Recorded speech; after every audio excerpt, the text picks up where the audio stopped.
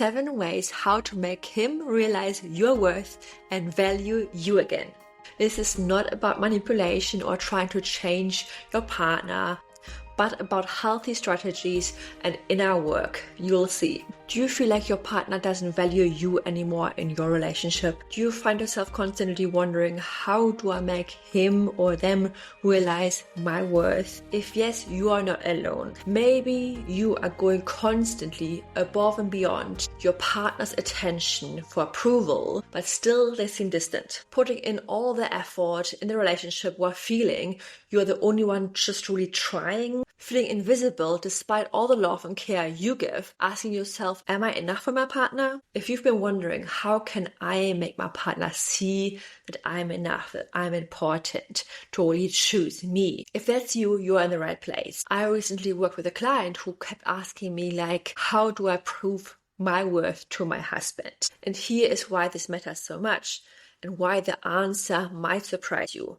By the end of the episode, you'll have practical action steps to build a genuine self-worth and transform your relationship from the inside out. And I promise you today, what you will learn won't just only increase your self-esteem, it will also completely shift how you shop in your relationship so others respond to you differently as well. And here's a lie you might be telling yourself. If I could just become this specific version of myself, a little bit skinnier, a little bit smarter, a little bit more talented, a little bit less emotional, a little bit more attractive, then, maybe then, I'll have done enough to prove my worth. Here is what I can see, and what I used to do too. You then start to do more.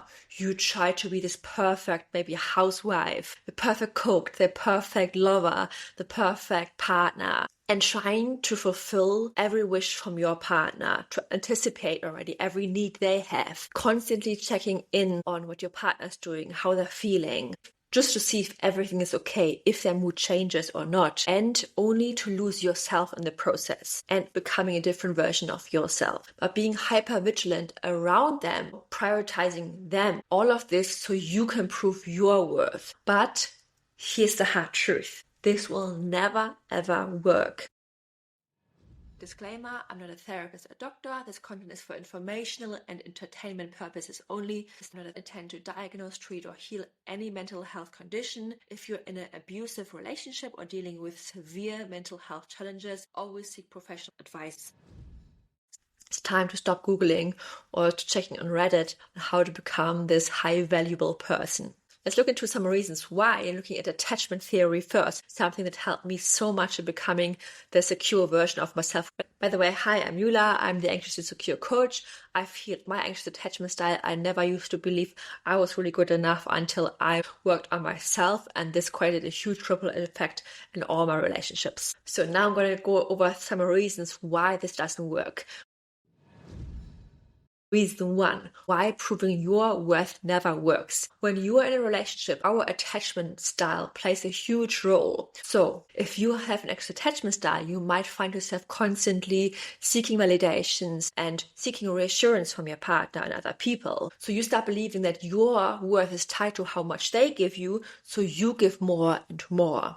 That's not true. Your worth is not being tied to how much they give or how much you give. It's simply just by being who you are, by simply existing and just showing up as your authentic, loving, kind self. Because ask yourself this, do you love your partner because of what he does for you or how they make you feel? You don't have to perform to be loved.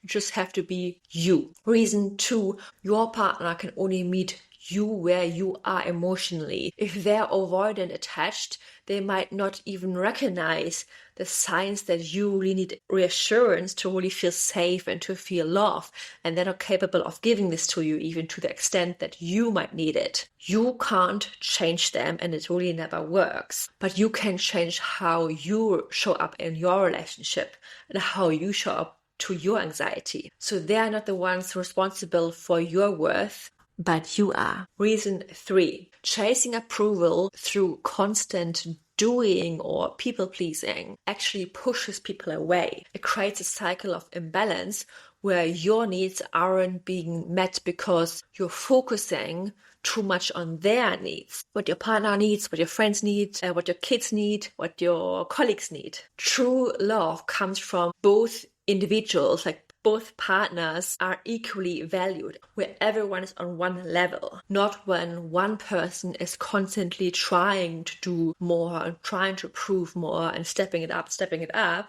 No, you don't have to prove yourself. You're all one. Reason 4, where proving your worth never works. Every time you are proving your worth in your relationship, you are actually reinforcing to your brain that you're not enough the way you are right now.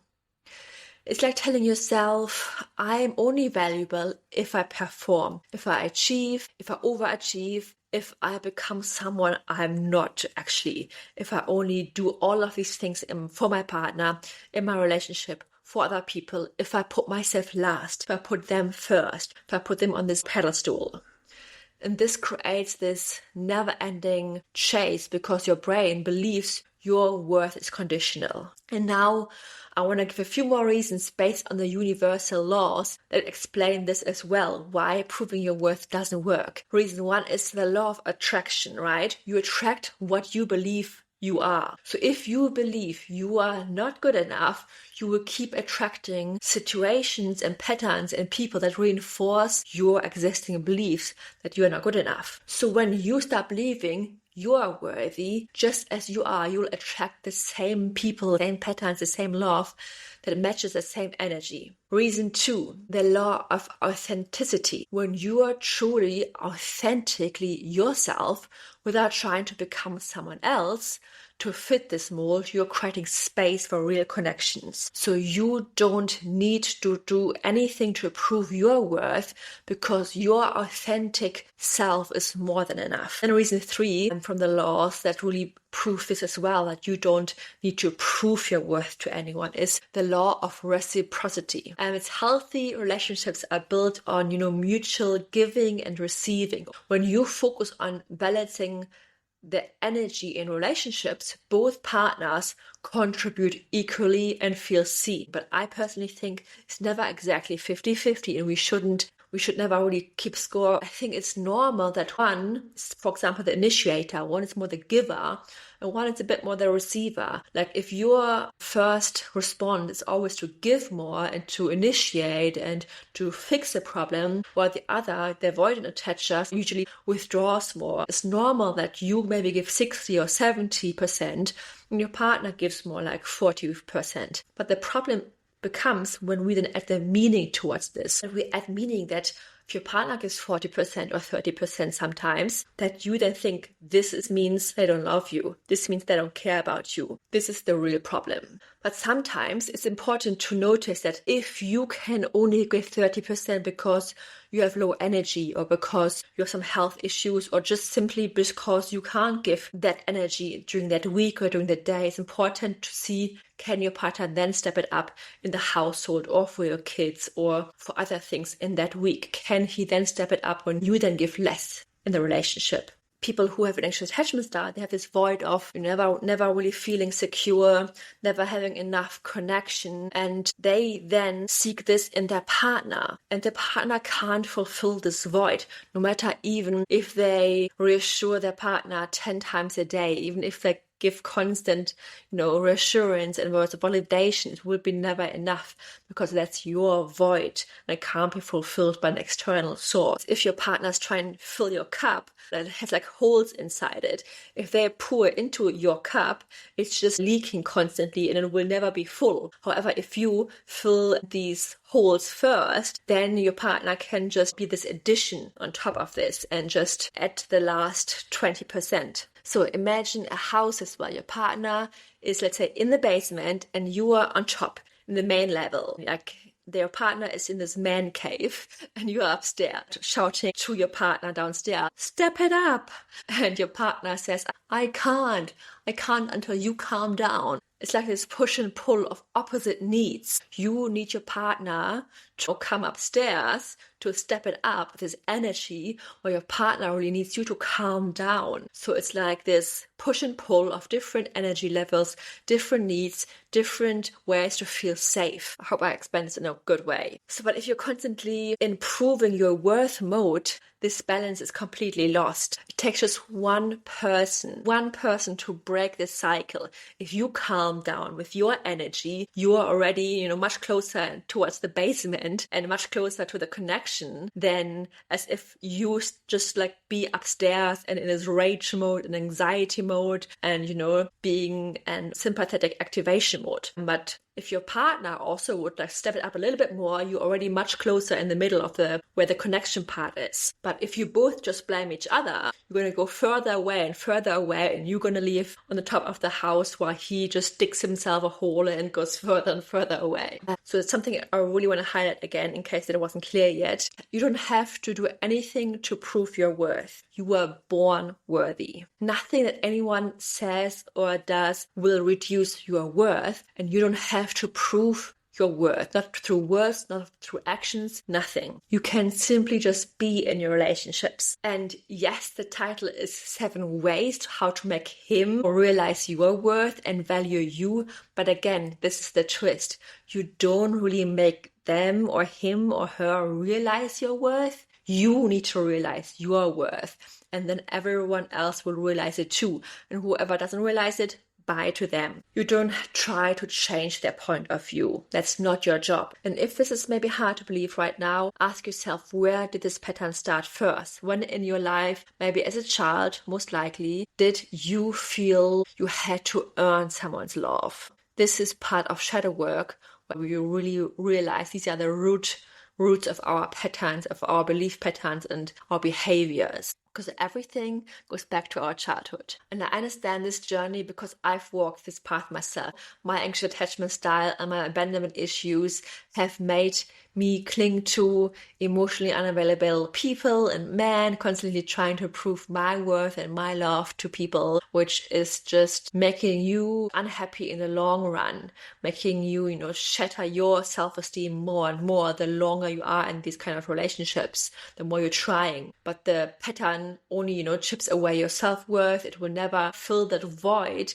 And eventually you end up with lots of health issues and you don't know where they even come from. And eventually you're asking yourself, why am I dating the same kind of person, even though it's a different body, but the internal pieces are the same? And you will realize, okay, it's actually I am the same nominator in those relationships. And when you have an unworthiness wound, you attract people who mirror that wound, who treat you in the ways that reinforce your beliefs about yourself, that you're not good enough or you have to prove your worth. And then you seek validation from people who treat you poorly, and usually you seek even more validation for people the less good they treat you. But their approval will never make you feel whole, even in healthy relationships. And the healing comes from you filling that void yourself through self-love, through micro action steps every day. Healthy boundaries, recognizing you're inherently worth it and worthy already. You decide your worth, not anyone else, not even your parents.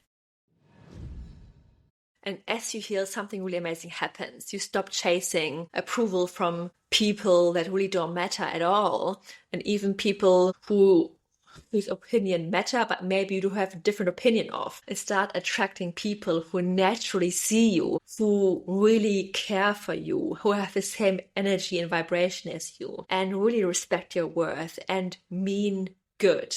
And you no longer prove yourself because you deep down know now you're just enough as you are. And I've got lots of free resources, by the way, my attachment quiz and my attachment library, which you can find in the show notes or in the YouTube description below. Lots of journaling prompts, worksheets, cheat sheets to, start breaking these old habits and start to become more secure from within you. Check them out. Okay, and now let's go into the 7 ways to make him realize your worth and value. The real work is really realizing your own worth first. When you do this, he or they or she will naturally follow. Step number 1 is setting boundaries from self-respect, not from a place of, punishing other people. So why does this work? When you set a boundary, a loving boundary, you show yourself you're worthy of respect. Your man or partner or woman starts to see your worth because people naturally value those who have clear boundaries and who value themselves. So your partner begins to realize you're someone with inherent value, not someone chasing approval. Every time you stick to your boundary with a consequence, you feel more worthy and they will notice it. So how do you do that? First, you need to know a boundary is not about controlling them, about other people. It's about protecting your own peace. You set a boundary out of self-love. It's not about making them change. It's about how you will respond if they don't follow your inner guidelines. You don't use passive-aggressive comments like, I guess it's fine if you don't care about me, or you don't avoid tough conversations just to keep the peace. You don't bottle up frustration and explode later. You don't tolerate bad behavior out of fear of losing them. You don't give the silent treatment and expect them to just know when you're upset. So what do you do instead? You can use this boundary formula. If you will do this, then I will do that because of this reason. And the reason you don't have to name all the time, but I think it always helps. For example, set a clear expectation without blame. If you keep raising your voice, I will step away because I don't want this kind of tone when we communicate. I don't appreciate when we yell at each other. I feel scared when we raise our voices. Or if I don't hear from you within 20 minutes when plans change, I'll assume they're off and move on with my day. Again, very precise, very specific, but not from a blaming kind of perspective. Just simply what is going to happen when your boundaries being crossed. Or if you keep canceling last minute, I will stop making flexible plans and schedule things that work for me instead. Another boundary could be, if I feel overwhelmed, I will take space instead of pushing through this, because it's really important to take a step by side, which doesn't mean anything personal. So you focus on your choices, not on their behavior. Another example is for an inner boundary. I've decided not to answer work calls after 7 o'clock in the evening so I can recharge and, disconnect. Step 2, stop focusing on your partner and prioritize yourself. So that's much easier once you start becoming securely attached, by the way. Otherwise, maybe your abandonment fear will always tell you, no, if you do this, they will leave you or you won't be liked, and it's a bit harder to do this. But you can already try to practice this alongside of your anxious to secure journey. Why does this help? Because obsessing over their reaction makes you seem needy, but focusing on yourself shows yourself that you are worth it. You are worth the time and energy you're pouring into yourself. If you value you, other people will value you too. When you have your own life, you become much more attractive to everyone else around you, and they start to realize that too. The less you chase them and chase more yourself, the more you'll be also chased by other people, and the more your partner even wants you to. You will feel more worthy because you teach yourself through actions that you are worth the energy and the time and the resources. If you only spend the energy on your partner, you teach your brain, you want to know what? You're not important, you don't matter, your partner is the one who really matters. So it's really important to prioritize yourself. And not from a selfish perspective, it's more like if you're in an airplane, you put the oxygen mask on yourself first. This is just the survival 101. So what are you not going to do? Don't check your phone every 5 minutes to see if they texted you back or what they're up to. Don't chase them on social media. And when they're out with friends, don't follow up what they're up to. Don't cancel your plans just to be available for them. Don't always check in first what they are up to. Prioritize yourself first. Don't constantly talk about him in your relationship, leaving a little bit room for your own life. Don't keep rescheduling your hobbies because you feel guilty about taking time for yourself. Don't feel like you need his attention to feel validated or complete. What you should do instead: go for a walk Start new projects or spend time with friends without feeling bad. Schedule your time, your me time in first. Try to connect with your own needs first before you ask your partner what they might like to do. Step number 3 is communicate clearly and calmly, not impulsively. It's often not about what you say in your relationship, it's often more how you say things. For example, I prefer expressing myself through a positive need and a positive emotion, rather expressing myself with a negative emotion, like an uncomfortable emotion. For example, say, I feel so connected when we cuddle just before going to bed, even if it's just 5 minutes. It makes me feel connected to you. Versus, I feel very disconnected because you never cuddle with me anymore. I feel very appreciated and safe when you check in on me once a day. Do you think you could do that? Versus, you never text me anymore. Do you even love me? Are we okay? One comes from a place of anxiety and I need you to do this and I'm so insecure. Versus one's like, hey, I really love it when you do this. It's more of a detached, grounded communication. So positive needs feels lighter instead of making him wrong. You invite him in. When you do this, your partner will listen more. It's not like an attack. Especially if your partner has an avoidant attachment style, they are very highly sensitive to feeling attacked, and then your partner listens more. They can much easier, fulfill your needs in that kind of way. When it's not a demand, when it's not a criticism, when they don't feel like they do everything wrong in your relationship. And when you speak clearly about your needs, without this drama and anxiety and this you have to do this, you show that you believe in your worth. Your partner will value this because they don't have to guess around what you actually want, and you're very direct but saying it from this very detached and grounded, light-hearted, direct place. Important is that you don't silence yourself. It's important that you feel worthy enough to be able to speak your needs clearly because you deserve to be heard. Don't use vague statements like, you don't get me, or I'm just frustrated, and don't worry about it, or I'm fine. Don't bring up past issues either as a way of getting back at him or, collecting all of their problems in your relationship and throw them at your partner all at once. Don't hold grudges or expect him to figure out what you're upset about. Don't wait for your partner to guess your needs or expectations like they're a mind reader. What you should do instead is state what you want, not what is missing. Step 4 is take care of yourself. If you don't take care of you, who will? That's what my mom always told me when I was at a place of my journey and when I was overgiving in work, in my career. Back when I used to work, super hard for my corporate job in luxury fashion, meaning working day and night, working without overpay in this very toxic environment, and it was very bad. And she told me the story about a girl who used to work very hard at everything for her job, work day and night, and sacrificed everything for her career. And at the end, she got all of these physical, medical problems. And she couldn't work anymore in the end, and she had to give up working. And she thought, she would be supported by her job because she gave her entire life for her job. But in the end, they didn't pay her anything. They didn't took care of her.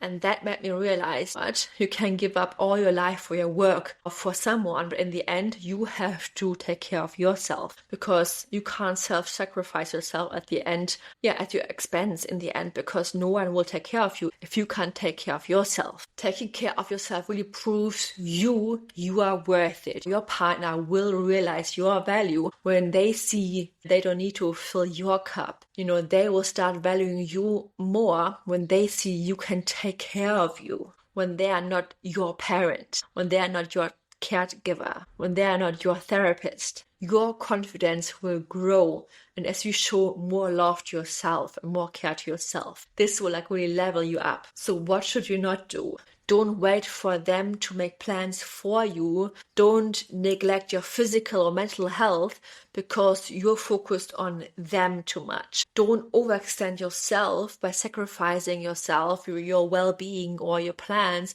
Don't put your future on hold just because you're waiting for your partner to be ready for a specific career goal or your future together, or until he's ready to create a family with you. Don't overextend yourself by saying yes to everything and then leaving no time for your self-care. Don't sacrifice your boundaries to keeping the peace to avoid conflict. Stop abandoning yourself and your true feelings and your needs. And now do this. Take a bath, go for a run, read a book and decompress on your own. Take notes about how you're feeling. Notice actually what you need. Give yourself a moment of stillness when you're feeling anxious and honor your needs for wanting to feel calm. Track your emotions and learn to read them. Learn to really read little cues in your body and in your mind. And start very, very small. If you have a need for going to the toilet, go to the toilet. Don't hold it in for like 2 hours. If you have a hunger cue or a thirst cue, go after it. Don't wait until it's dinner time or until you have cooked for your partner. Go after it. Fulfilling your needs doesn't mean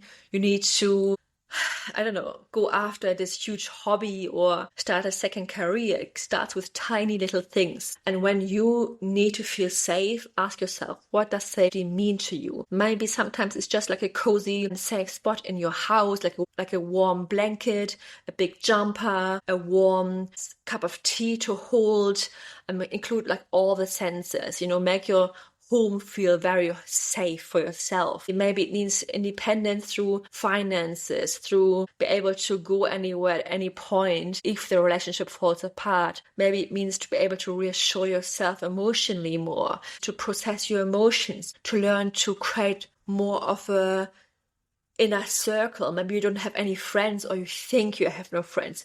Reconnect to old ones again. You don't have to have 10 friends. It's fine if you have maybe 2 friends you can reach out more to, but don't overly rely on this one person to be there for you. By the way, in the free attachment library, I have this PDF. It's called 21 Ways to Stop Abandoning Yourself. Might be very helpful for you in this case. You check it out in the show notes or in the description on YouTube. Speaking about taking care of yourself, I've noticed something really interesting in my clients. So many of them coming to me obsessing over text and messages from their partner, no matter if they're dating or even if they have been really in long-term relationships or if they have been married. Don't know if you can relate to this, the feeling of either checking constantly on your phone, a few minutes, analyzing every word your partner's messaging, what they said, what they actually meant with this, why they haven't messaged or why they have read your message and didn't respond to you. And here's the thing, this text anxiety, what I call it, isn't actually about your partner or about the text or how they reply. It's about your wound. It's about your abandonment wound, your rejection wound, and your unworthiness wound. It's all about anxious attachment style, right? And that only you can heal. When you focus on changing their behavior instead of healing yourself, you're just reinforcing that loop of overthinking again. I've been working with my clients on this specific issue, and that's why exactly I've created this mini program. In just 21 days, they've experienced such amazing shifts from feeling very anxiously, overthinking and obsessively worrying about the text to really feeling at peace, more reassured and calm within themselves, and understanding that silence doesn't mean rejection. And the most fascinating part is that your partner actually becomes more interested in them because of this new energy shift. It's not a promise, but that's what I've seen in a lot of my clients. If you want to work on this pattern to feel more confident, check out my text anxiety mini course, linked again in the YouTube description or in the show notes. Again, it's the beta round. That's why it's super reduced for just €27. Grab it until the price goes up this year at some point.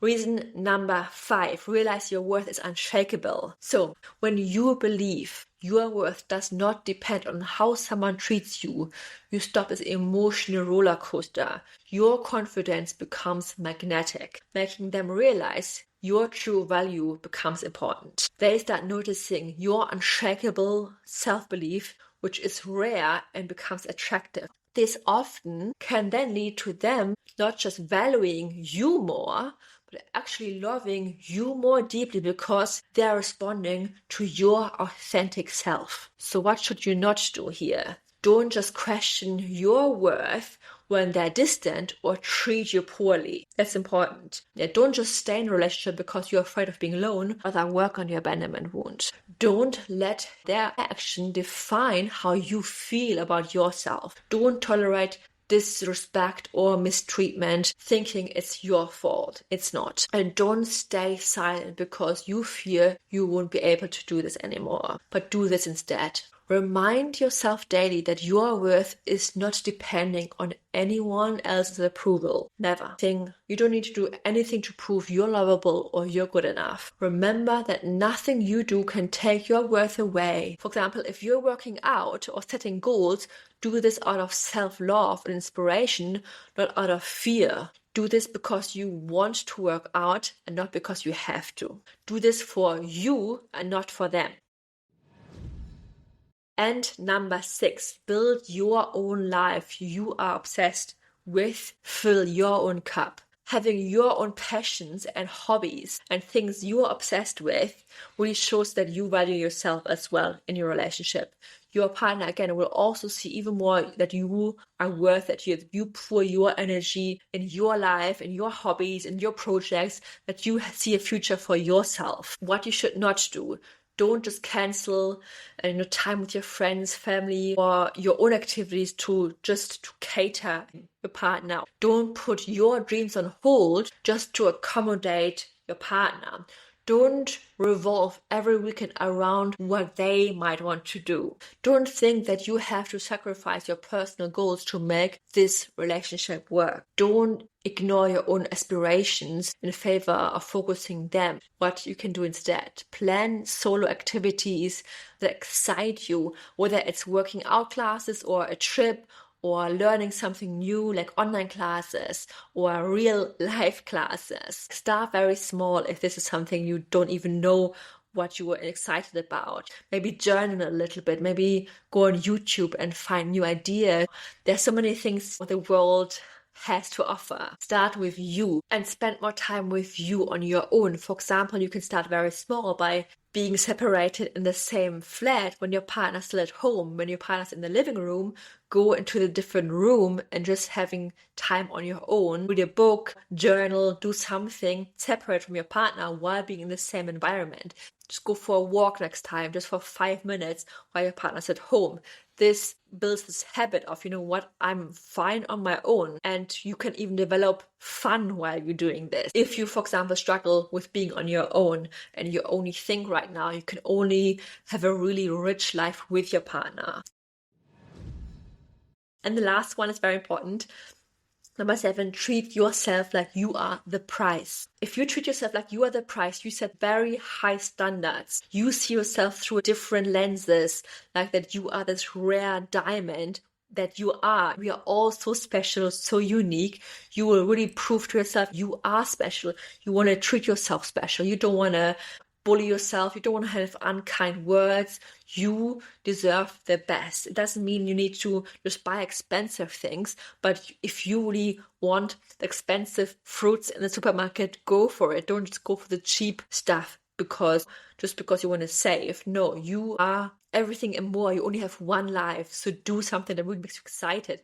If your partner doesn't want to go outside, but you see it's the sun is shining, just go outside for a few minutes. You don't need to wait for your partner to do everything with you. Don't do the things for them only to get their approval. If you want to start a project, if you want to change your career, don't ask your parents or your partner for approval. No, prove yourself that you have the self-trust to handle this. Don't wait for this huge romantic gesture from your partner to, treat yourself to this amazing date. Take yourself out on like a candlelight dinner. If you are someone who loves compliments, give yourself those compliments. Don't sacrifice your needs to please them to make them more special. Make yourself feel special. And don't be always constantly available for everyone. Your time is so important. time is the most important, valuable resource there is in life. So if you don't feel like going to a Christmas dinner even, you don't have to go. Just because something has been always done in a certain way doesn't mean you have to keep doing it. And also wear your special perfume, not just once every full moon.